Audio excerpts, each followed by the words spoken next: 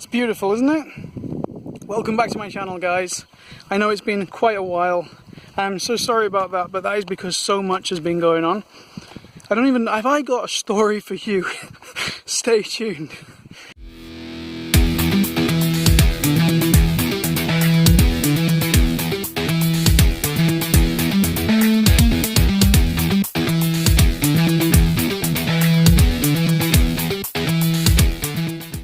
Wow, the last time that you saw me, we were probably in New Zealand. As you can probably, well, you might think this is New Zealand, but if you look closely, you'll see an old building right there, giving you a clue that this is not New Zealand. We're in Ireland, the Republic of Ireland, Southern Ireland, as some in the UK call it, and we are here because of Brexit. It took a long time and a lot of agonising. A lot of what you saw in New Zealand did not show the truth about lots of discussions that we had about what to do with, at that time there was constant delays to Brexit. We didn't know what was going to happen. We had a visa that was going to run out on the 2nd of February. It was a work visa for New Zealand, so we knew we had to come back, and at the same time we had Brexit going on. It was difficult because we didn't want to separate Fabio from, like, he had some good friends there. We had some good friends there. We didn't want to leave, but at the same time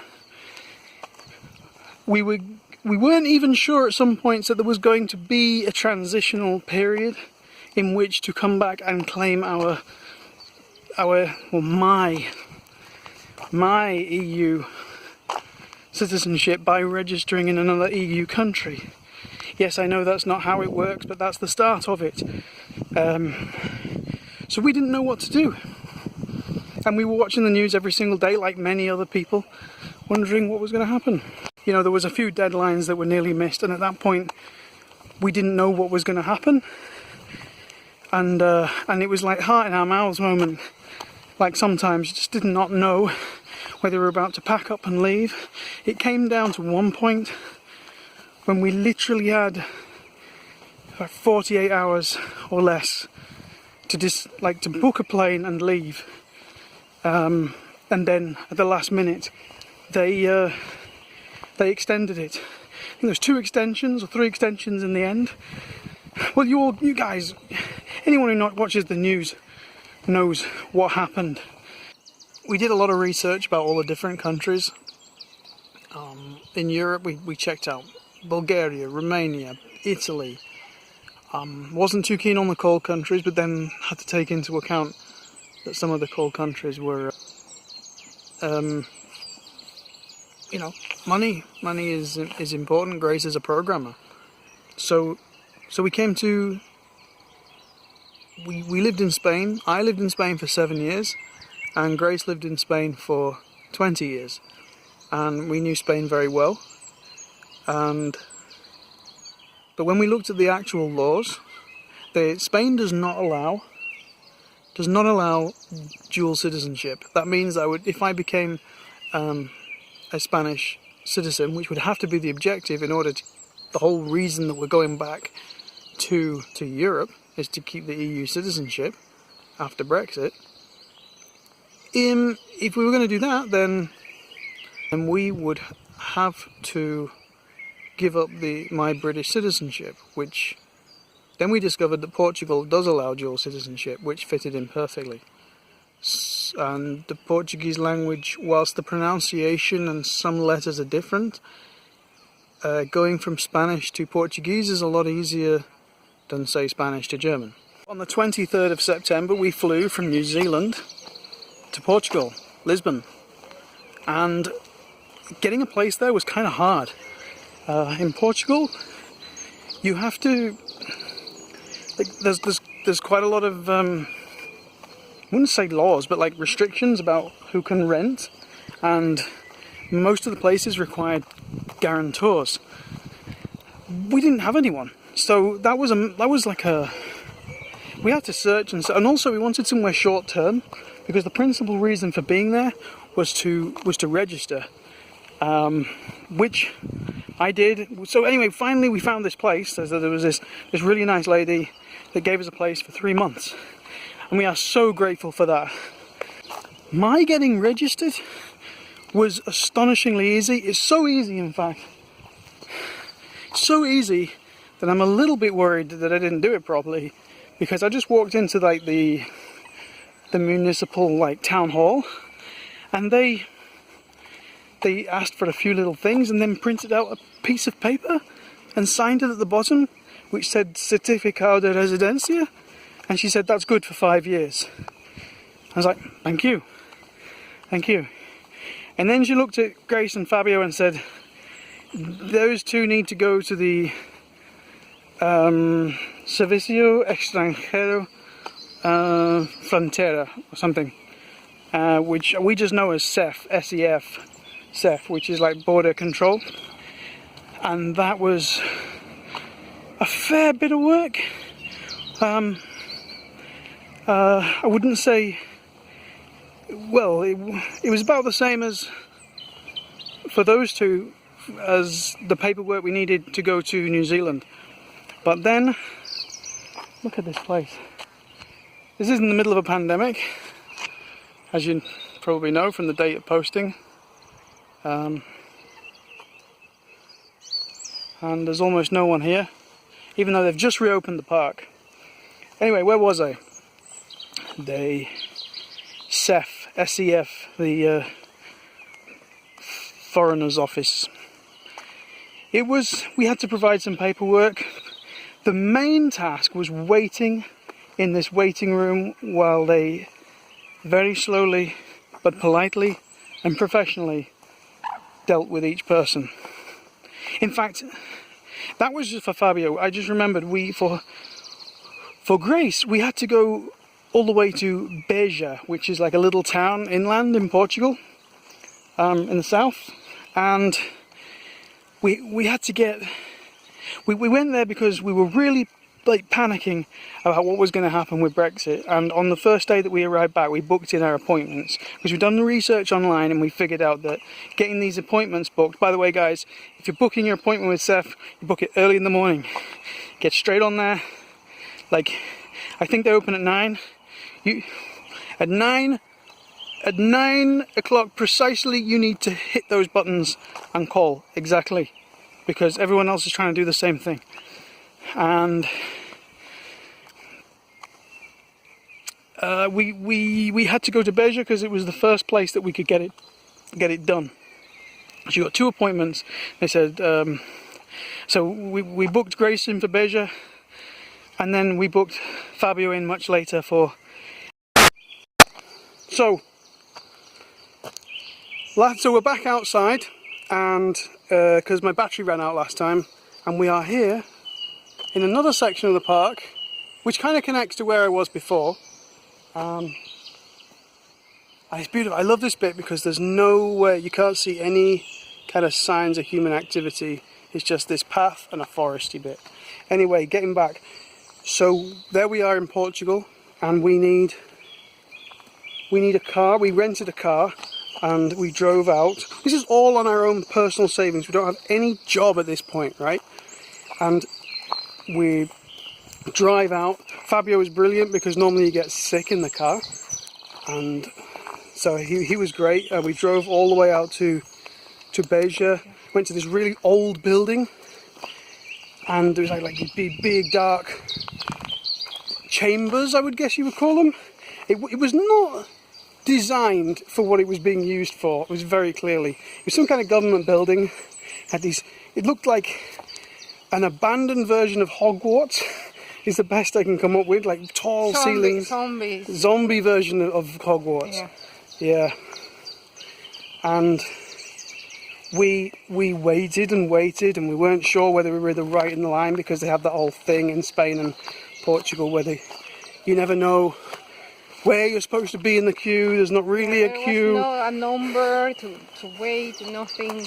They would just Then you'll be there, and there was a lady who occasionally come out and examine you basically and take notes, and then go back in. So anyway, we finally, I think we got served just before we were out of time, right? We were like the last ones to get dealt with. Yeah, we were considering actually driving out of Beija already, and then we were offering some Eastern Europeans a ride because oh yeah, they didn't have a car, but they they said, came all the way from the Algarve. yeah, they took the bus back. They said no, it's okay, it's too far. They took the bus back, and then we're just thinking really about leaving and coming back another day when they came out and called our name. Yeah, so it was lucky. We got it done. I think I said in the last video, I managed to get mine done pretty simply. We're trying to do this social distancing. Every time we come out in this little open area here, and there's other people. So we're By the way, there's swans everywhere. Oh, swans, yeah. Let's go and look at the swans.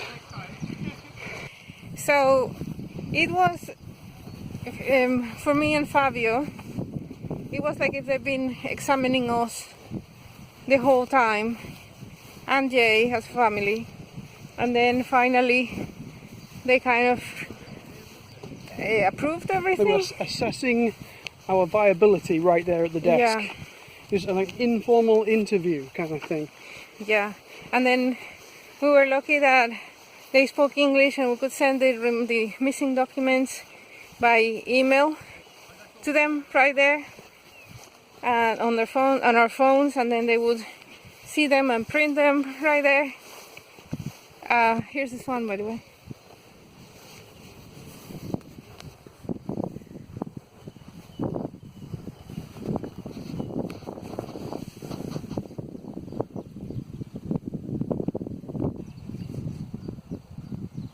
So the missing documents, right? Well, we didn't know there were missing documents. We thought we were ticking all the boxes with all the research we've done online.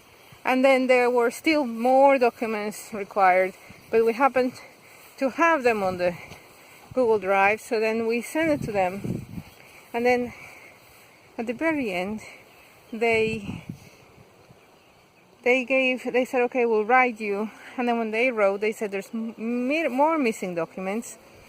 And it was this impossible catch-22 thing where I needed to have the Pareja de Hecho certificate, which is common law partnership, translated into Portuguese, but from Spain to Portuguese. Okay, that's fine. But the problem is that the interpreter needed to be Portuguese, but certified by Spain. That was complicated. And there was no way that our interpreter or our translator will travel with us to Spain, or even pay for all the expenses to get her certified in Spain and said, yes, this is an interpreter. And even if we would do that and take the interpreter with us to Spain, by plane or whatever, and then get her certified in Spain, she was not on the list of Spanish interpreters. So that's where the catch-22 is. And what about that situation in the Panamanian Embassy in Lisbon? Yes. Was that before or after we went to Beija? It's all connected and it's after Beija. So they said, okay, because you're Panamanian, you can get your embassy to give you a certificate for this interpreter, the Portuguese interpreter.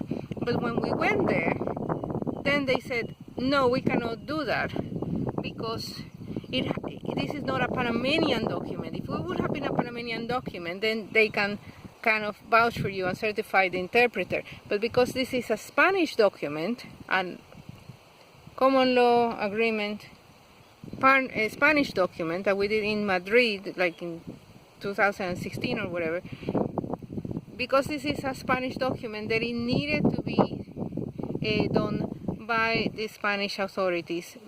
My embassy couldn't help us. So you're like, how did you get out of that mess? Well, they just called us and said, it's fine, it's fine, it's fine. And you're like, but they said, no, just it must have been sorted somehow, I don't know. Sorted. Anyway. They just liked us, and I think it has to do with the believability whole of our story, which believability is of the our story, truth, yeah. which is that we are self-sufficient, Mm-hmm. that we are a family, that we have been together for a long time. So there was nothing really to Yeah, it was a straightforward case. question. I think these Catch-22 impossible documents that they have sometimes, it's just for them to give them a out of jail card or kind Yeah. of like an opportunity to say sorry. Yeah, that's the We takeaway can't. that I want to give here, right? The real thing to know is that if they want to, well, I zoomed in. If they want to, they can refuse you on a million different grounds. There are so many grey areas. This isn't just Portugal. This is New Zealand. This is Spain. This is the UK. Ireland. You often look at websites for visas and think, wow, this is complicated. It's deliberately complicated. They don't want to simplify Oh, I don't it. even want to start with Italy. In Italy, you need a medical card, but in order to get the medical card, you need a tax card. And in order to get the tax card, you need the medical card. So I'll go figure that one out. Right, so they create they create a catch-22 situation like Grace has just described, and then they will let you off with one of the two sides of the catch-22, which means that you can get the other one, which means you can legalise yourself. Or nothing at all, like we did in Portugal. Just call those and say, "This fine, just come just pick your fine, document, yeah. or well, you'll get That's your document fine, in the mail." okay. And you're like, okay, I don't really understand. But It makes they you also question play- everything you did. Yeah, but they also play on people's desperation. Like, you know that you're not gonna argue, because if you argue, then you're gonna be on the bad side of the stick, the Yeah. wrong end of the stick. So you just say, okay, fine, Okay, fine, I'll yeah. stay quiet. If you stay quiet, let's just move on. Why, after all that we went through in Portugal, did we decide to come to Ireland? Okay, there were two reasons. Two reasons for coming to Ireland. The first one was that we were, two reasons, many reasons, just out of the top of my head. We were overwhelmed by the Portuguese language, really, and we so desperate for an English-speaking country again after coming from New Zealand. The next reason was that we were terrified with Brexit. I mean, we thought like there was like game of musical chairs, and we wanted to have 2 chairs just in case. Which means that it's possible for us to maintain our 6 months not outside of Portugal whilst still respecting the rules of Ireland. Yeah, and also Ireland has a 9-year citizenship kind of building up. Yeah. Portugal has 5. 5. So we get the 5-year one in Portugal done first. And Well, kind of like in and out. in and out, yeah. Because Portugal is 6 months and 1 day. It's going to be very Ireland careful is- timing. Ireland is like anything goes as long as it's 9 years, basically. Oh, well, the last year you have to be in Ireland for a bit longer, but you can put that together and get your calendar out and just time your trips, and then you'll be able to get both citizenships. The thing that put, I think, the final nail in the coffin was that I got a job in Ireland. I was desperately looking for jobs. I couldn't get a job in Portugal in my career, or anything really. Like, even, just English teaching or whatever. It was just like sending emails for everything, anything. And I'm not getting jobs. The Portuguese was a problem. They say, it's okay, we speak English, but when you have to get a job, they don't even reply to you in English. They expect you to talk to them in Portuguese. So I was looking for jobs, and I got a job in Ireland. So a good job in Ireland, an engineering job, renewable energy, and the best wage I have had ever in my life. So, 900 a week. yeah, so I That was thought. pretty good. So I thought, yeah, let's do it, and I was on the next flight to Cork. That was it, really. Yeah, there was not really much to So think here about we at that are. moment. And then then once we finally we can do a whole of the video on, because it looks like we're going to be totally out of time with this video. We're going to do a whole of the video on what it took for Ireland. But the punchline is that just after the Ireland thing got sorted, the pandemic started. Yeah. I mean, it was literally one crisis to another crisis to another crisis. But I would like to have this, you know, little happily ever after kind of thing that if we had a choice, you know, it's better to be here during the pandemic than in Portugal. If we're gonna go be stuck somewhere, might as well be stuck in Ireland, because as you can see, we haven't had restrictions, so the lockdown hasn't been so severe. We can go out to the park. People are incredibly respectful. They stand 2 meters away from each other. From the beginning, they had all the measures, like healthy measures. We had Tesco delivery, leaving the baskets in the door, no personal contact. Everything just worked out very well, and Ireland has not really exploded with the cases like the UK even, or Italy or Spain. So if, like I said, if we were gonna be stuck somewhere, might as well be stuck here. So I don't have my job anymore, but I will manage to get some savings and extra savings. And I would just say a big shout to the landlady who has been amazing. So that explains how we got from New Zealand, why we got from New Zealand to Portugal, and then a little bit of a teaser as to why we're now in Ireland. But there's more, so stay tuned. Subscribe, comment, like, the usual. Thank you very much. Bye bye.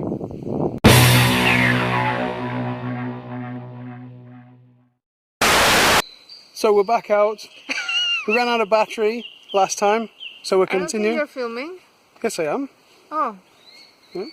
Okay, you're gonna edit this out. Come on, turn that off and start. So we're over. back out. No, turn that. Edit it out. Okay, fine. Not everything has to make it into a final cut. I know. You can chop anything you want at any time. But I'll be more. Even this bit right now. Chop it, edit it. Many times you say you're gonna chop it and you don't.